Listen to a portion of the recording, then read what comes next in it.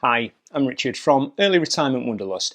If you've been watching the channel recently, you'll have seen me go on a number of solo backpacking adventures, and the response to those videos from the community has been absolutely fantastic. And there's been a massive request for me to do a gear loadout video to go through everything that I took with me on the hike and to show you how simple it can actually be to go on your own adventure. So, I've never done a video like this before, so let's crack on and do it.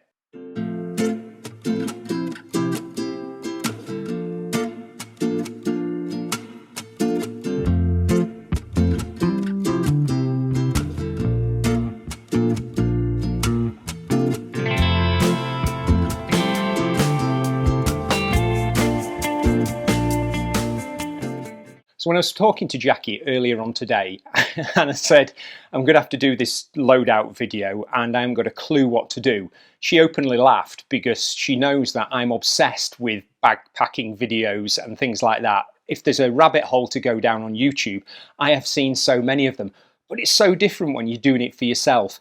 Now, the first thing is, I am a early retired person from the UK. I am not a full-time backpacker. I have not got masses of experience, and I just want to share with you what worked for me. I very definitely learned the hard way because last year I did the Dales way over the course of the summer and it absolutely destroyed me.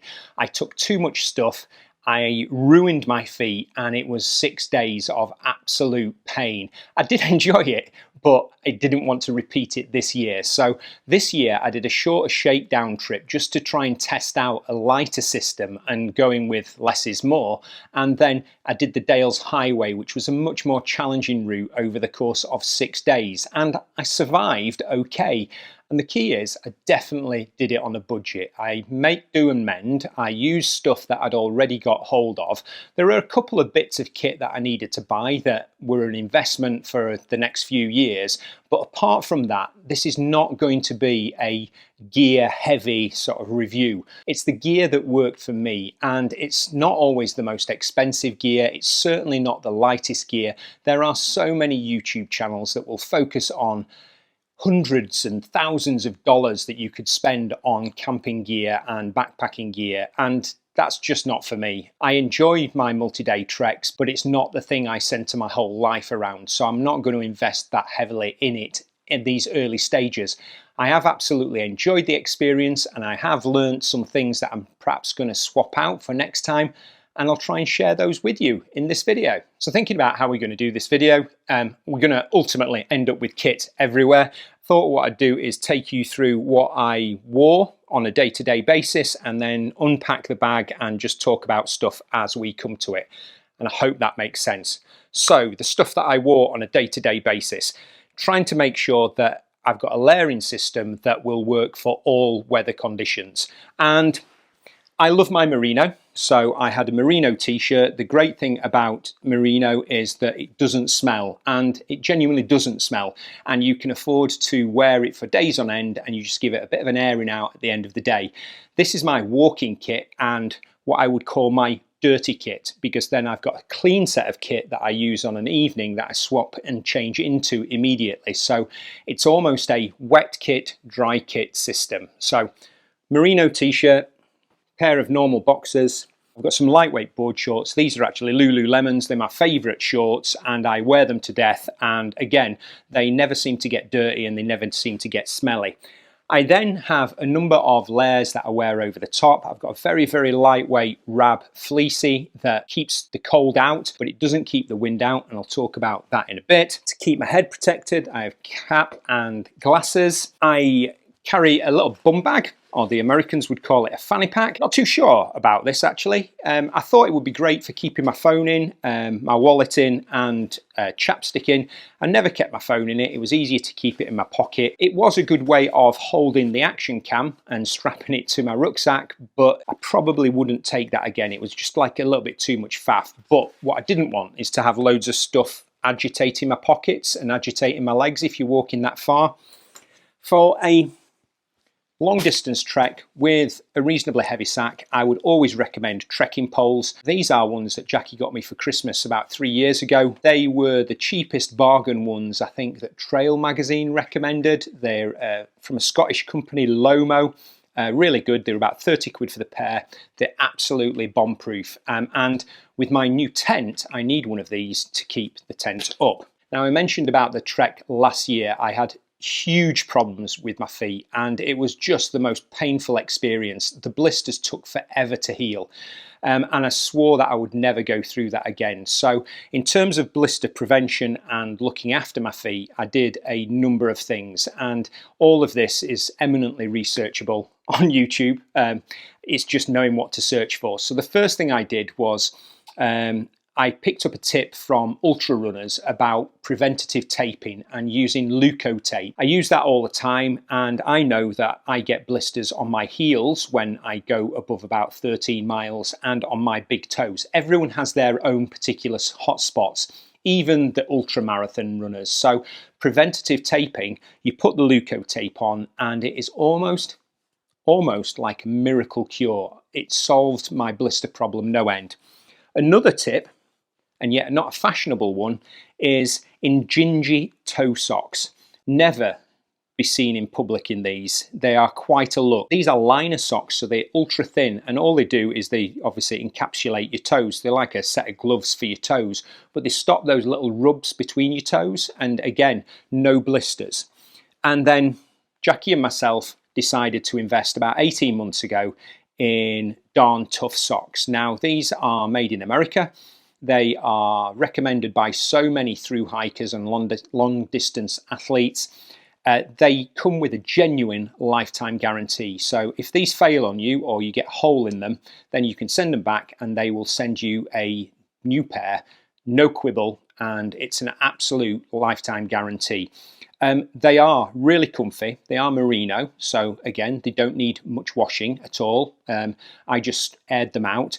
And genuinely, every morning, even if they have been worn for a few days, when you pull these socks on, they feel like they are a new pair of socks. I don't know what it is about them. They're not cheap, but I've got a couple of pairs of these and I absolutely swear by them. And if I do get holes in them, I'm going to take that guarantee. And then the shoes of choice I've been using, not boots in the summer. I only ever wear boots in the winter, and as soon as it's dry enough, I go into trail runners, and these are Ultra Timp 5s. The reason I went for the Timp 5s is that they have got the middle amount of cushioning. Ultra's popular brand, the Lone Peaks, have got low level padding, and I think I need a little bit more comfort in my shoes.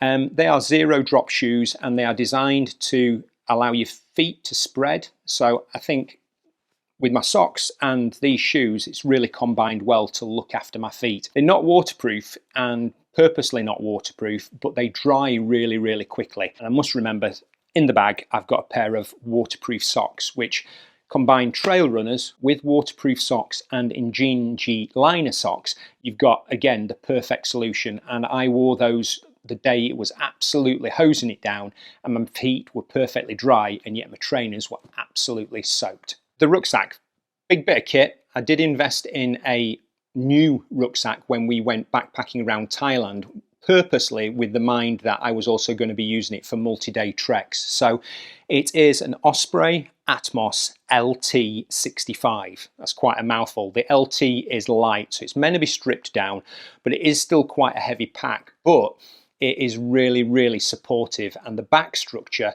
takes the weight really, really well off your shoulders and puts it onto your hips. So it's a comfortable rucksack. It's got a removable brain, and with the brain, it is 65 litres. This is 10 litres, so I purposely took it off to try and cut down on the amount of stuff that I was carrying. It does come with a rain cover that tucks in the bottom, and this was a godsend because it just seals everything up and keeps everything in the pack dry when it is raining. In the side pockets, I had a couple of lightweight, I think the Smart Water bottles, because the threads fit onto my water filter, so 2 1-litre bottles. I figured that if I was going 2 to 3 hours between villages, then 2 litres would be adequate, and 2 litres would be adequate for an overnight camp, so that I've got water for my tea and also for my breakfast as well. These side pockets also, I had my map and my guidebook. in a waterproof container, and then in one of these I have a water filter just in a Ziploc bag. Can't remember what it is. It is a Life Straw water filter. It just screws on to the top of the water bottle. You squeeze the dirty water through into a clean bottle through that nozzle, or you can just drink straight out of the bottle, and it works like a treat. And since I've been using that, I've not had any problems with any dirty water. Front pockets or hip pockets. The two quite large ones, I keep sunscreen and bits and bobs in one, and then I have a snack pocket. Top tip for the snacks, you always need a salty snack, so I like dry roasted or salted peanuts, and then I make my own trail mix, which is a fruit and nut mix, but then the secret ingredient is peanut M&Ms, and you can just dip into a Ziploc bag, grab a handful of that, and it just keeps you going when you are going through those low moments. It's got one big pocket at the back, and I always keep my waterproofs in that. Now, if you watch other YouTube channels, when they're talking about backpacking, they often talk about having lightweight waterproof gear. I'm a realist. I'm in my 50s. If I'm out on the fell and it's hosing it down, I want to be dry. So I'm not going to buy any other lightweight gear. I'm just going to take my normal waterproof gear, which is what I ski in, which is what I winter hike in. So I've got a Gore-Tex jacket. It is quite bulky, but it is like my little cocoon, and matching Gore-Tex salopettes, really. Again, very, very bulky, but when I was setting off on the last day and it was just going to be miserable for 3 hours, I just hunkered things down, sealed myself in, and it was actually not an unpleasant experience. It was quite refreshing, actually, with the world going crazy outside and you're completely enclosed. What I wouldn't want to do is to have to set off in some flimsy gear, knowing that you're going to get soaked through anyway. And I just think in the UK, you just don't know what the weather's going to be like. So for UK backpacking, always take a good set of waterproofs. That's my view. Now, this is not my sleeping mat. I'll talk about it, but it's a cut down sleeping mat. I want more comfort than this, but the great thing about this, I can use it when I'm in camp. I can use it as a seat like that and just sit on the floor. It covers from my head down to my hips, so I put it under my inflatable sleeping mat to protect it against thorns and make sure that I don't get any punctures on that sleeping mat. And it's just a great bit of lightweight, cheap kit. This has brought me more comfort for my tea breaks and my little sit down moments than anything else. And it takes a bit of space at the top of the pack, but there we go. So a lot of people talk about lining their packs with a whole pack liner. What I do is I try and organize my things into different bags. So I'm going to try and do this in a priority order. So I've got, from the top, I've got electronics that I'll go through in a minute. I've got spare warm gear. I've got wash kit that I'll go through in a minute. But the first thing I would grab would be my tent, because from the top of the bag, as soon as you get to camp, if it's hosing it down, you want to be able to put your tent up quickly. And this is a cheap tent. It's the Alpkit Tarpster one, and I've used it this year on my 2 treks, and I absolutely love it. I bought it because it was lightweight. I think it comes in about 900 grams because you use a trekking pole to keep it upright. And when you look at the design, Alpkit are really sensible. They say the pyramid design tent has been with us for over 100 years. You know, Scott of the Antarctic used pyramid style tents, and they are pretty weatherproof. And I went through that storm and the tent just held up really, really well for 900 grams. I got it in the sale. It was about £130. Now, if you compare this to some of the more trendy, perhaps, lightweight tents, you can be paying hundreds and hundreds of pounds for that. So I think at this price point, there's nothing to beat it. And it's not a sponsored link, but wow, I absolutely love the tent. Got a first aid kit. Again, been a bit of a cheapskate. I've got just a dry bag here. I managed to pick up, Alpkit was selling off their first aid kits because the anti-back wipes were out of date, so they were selling these off for £1. So I got a complete first aid kit for £1. Put some new anti-back wipes in. I have got paracetamol, ibuprofen and antihistamines in there. I've got some Compeed, which I never needed, which was just amazing over the course of this whole summer. And likewise, a tick remover tool. I did check myself every night. I know a lot of people out there were concerned for the tick problem. It is an issue. We had some in Scotland, but luckily I've been okay on this one. I talked in the last trekking video. Jetboil were really kind and gifted me this. Again, no sort of collaborations. The Jetboil Stash. It is so light. It's a complete cooking system in one. If you want to know anything about it, check out the Jetboil website. The big revelation for me is that you only need a 100-gram canister and it lasts way, way longer than any of the other competitors. It might be just a little bit heavier because it's an aluminium pot, not a titanium one, but it's got these vents around it that make sure that it uses the fuel really efficiently. So what you save on gas, you maybe use a few grams for the pot, but it's just a wonderful piece of kit and I'm ever so grateful for that. And it's the first thing I've ever been gifted in relation to this channel, so thank you Jetboil for that. I'm a bit of an old man, obviously, you'll have seen. I love my brews. There is nothing better than having a cup of tea to refresh and revive partway through the day. I have a microfiber cloth here that's multi-use, so that's stuffed in my cup, so it's for wiping out my cups and the pans, and I use it for wiping down the tent. It's just for keeping stuff clean, really. I've got a bag, a Ziploc bag of Yorkshire tea bags. Obviously have to be Yorkshire tea bags. In terms of multi-use, I've got a little Swiss Army knife. The most important tools on this are not the knife, rarely use it. It's got a wonderful set of scissors on it and it has a wonderful set of tweezers built in it for getting thorns and things like that out. Probably the only time I use the knife blade is to fish my tea bag out of the mug, and this is a mug that Jackie is trying to claim back, but I'm holding on to it at this moment in time because technically it is her mug, but it's a wonderful mug. I have a bag of food that I'm not really going to go into in this video. Obviously there's bits and bobs left. I tried to keep it really simple. I had the same breakfast every morning, which was a porridge pot and a coffee bag. Lunches, I tried to snack with protein bars, nut bars. I quite like cheese and biscuits as well. And then for dinners, I always had a dehydrated meal and then a cup of tea and some biscuits. And that sort of did me. And everything fit in that bag. Nothing sophisticated. You don't need anything sophisticated. You just need a plastic bag, shopping bag, to keep all your gear together. Now, sleeping mats. You have to be comfortable when you're sleeping. And inflatable sleeping mats are really, really expensive. Too expensive for me. And I was not willing to pay the hundreds of pounds that most branded ones come with. I got this from Amazon. It's a Trekology brand. I think I paid about £40 for it. I'm not sure how much insulation, but when you combine it with the mat as well, you get a reasonable bit of insulation. I'm never going to go out camping in winter. I'm only going to be a summer camper, so it does me fine, and it's actually quite comfortable to sleep on. I have a pair of Crocs, so if my shoes are wet, then obviously I change into Crocs when I am at the campsite. Would I take them again? Probably not.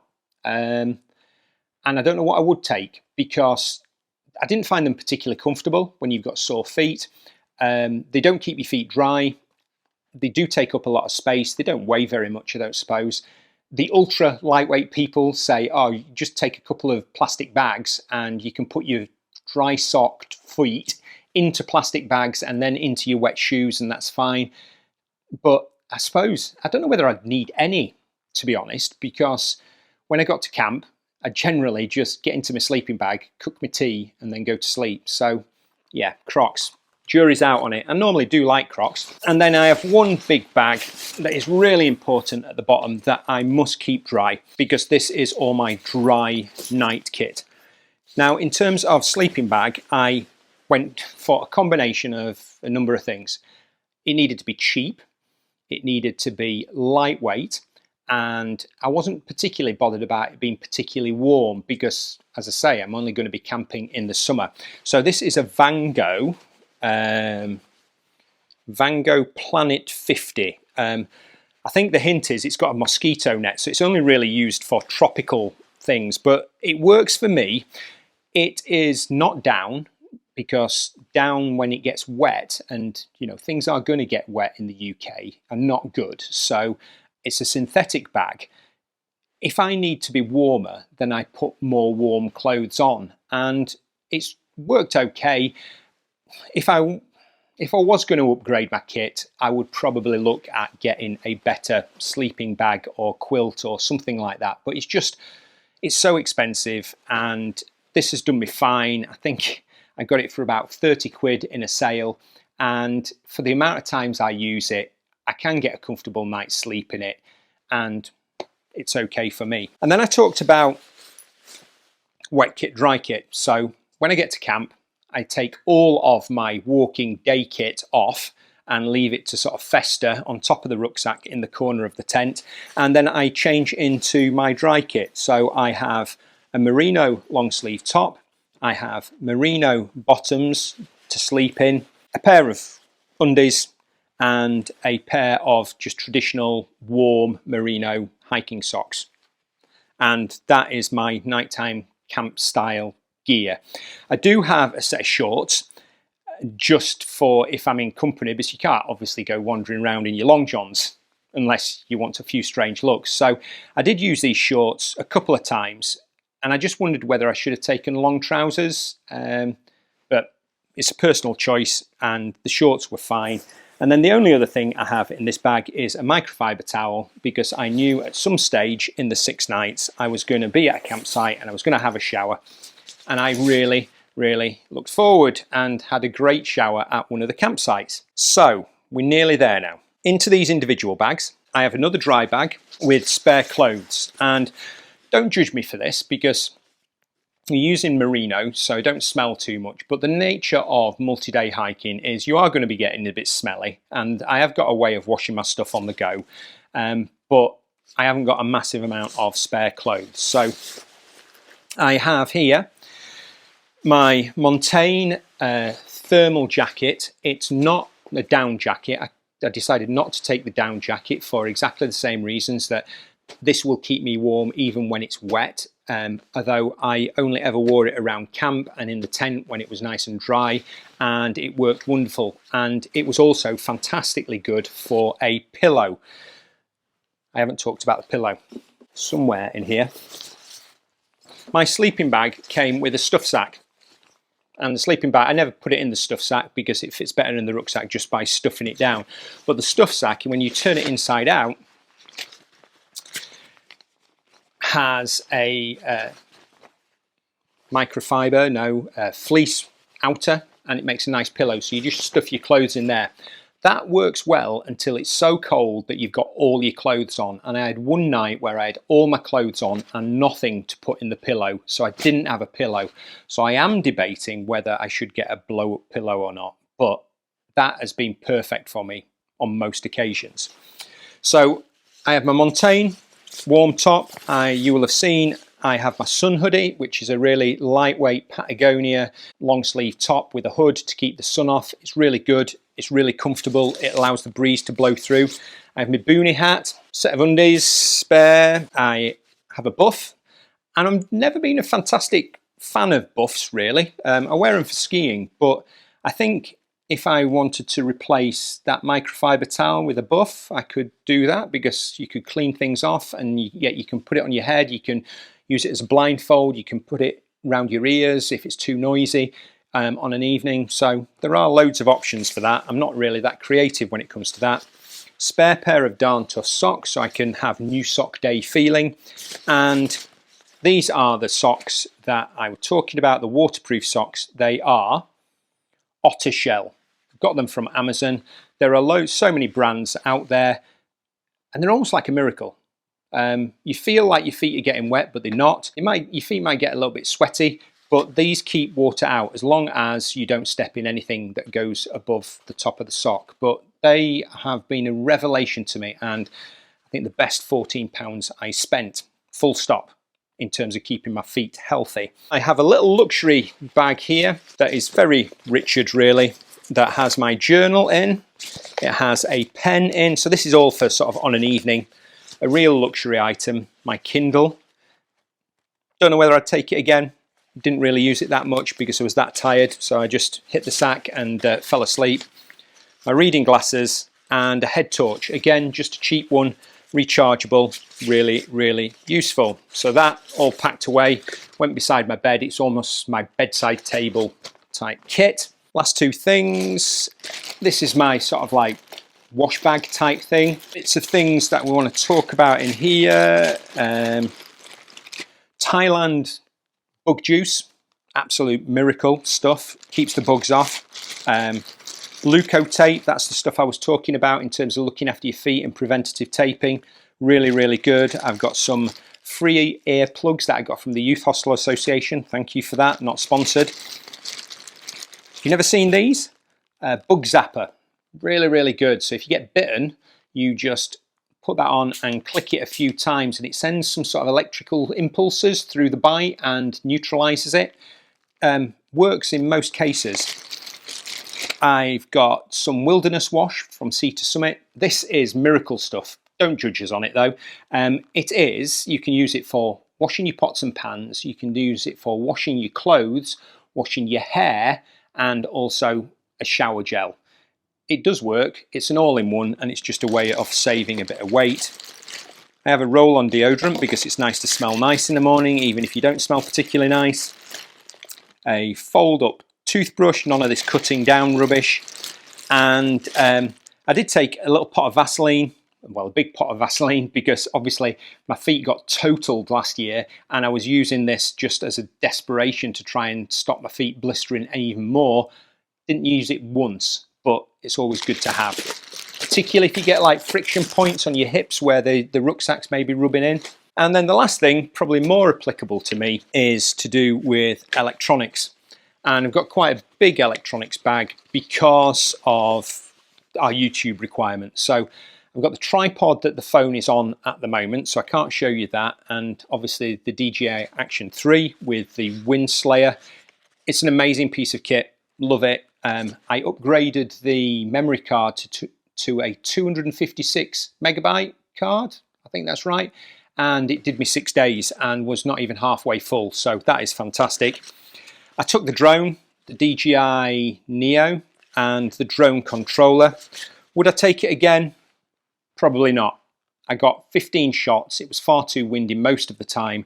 Don't mind the drone because it's about 160 grams. The controller, absolute pain in the backside to carry, and I resented carrying it every single day. DJI mics, obviously I'm using it now and the setup now. Would I take it again? Again, it's quite a hefty piece of kit. It does give good sound quality, but if you can get out of the wind and use the Wind Slayer on this, which I did a lot of, I don't think it's necessarily worth it for 6 days taking that hefty equipment.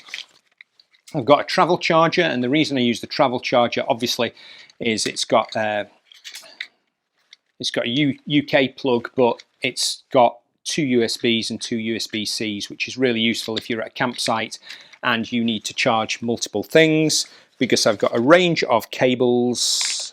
I have got a battery power bank. Now, let me get this right. It's a Anker 20,000 milliamps. It takes ages to charge up, but it lasts at least 4 days. So I got 4 days into the trek, stopped at a campsite. They had an amazing locker system where I could leave this in overnight charging, and I was set to go for another 4 days. And then the last little bit is a spare micro card for the camera, just in case I need more memory. And that, when it's all spread out, looks like a bit of carnage. And I suppose it seems a lot, but I don't want to go ultra light. I can't afford to spend hundreds of pounds on ultra lightweight gear. Likewise, I don't want to forgo any comfort. So I do want to be comfortable when I sleep. I do want to be warm. I do want to be dry. And I think I've cut things down as far as I'm prepared to go. People might ask me what the base weight is. I don't know what my base weight is. I just know that I have been comfortable for 6 days carrying this, and only towards the end of the long 20-miler days was the weight just like pulling a little bit on my shoulders.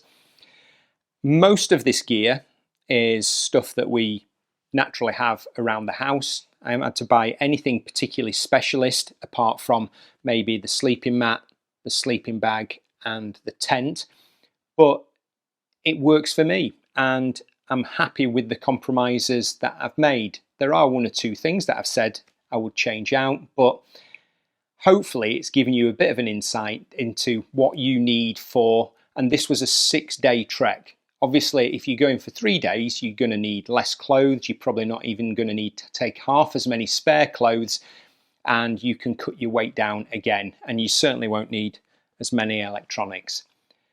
That has been my first gear loadout. I don't know how I'm going to edit this. I don't know how it's going to edit up. It's going to be a bit raw, but I hope you've enjoyed it. It's what people asked for, so it's what we're prepared to produce for you, and we'll see how it goes. But that's it from me this week. We will catch you sometime next week. Thanks ever so much.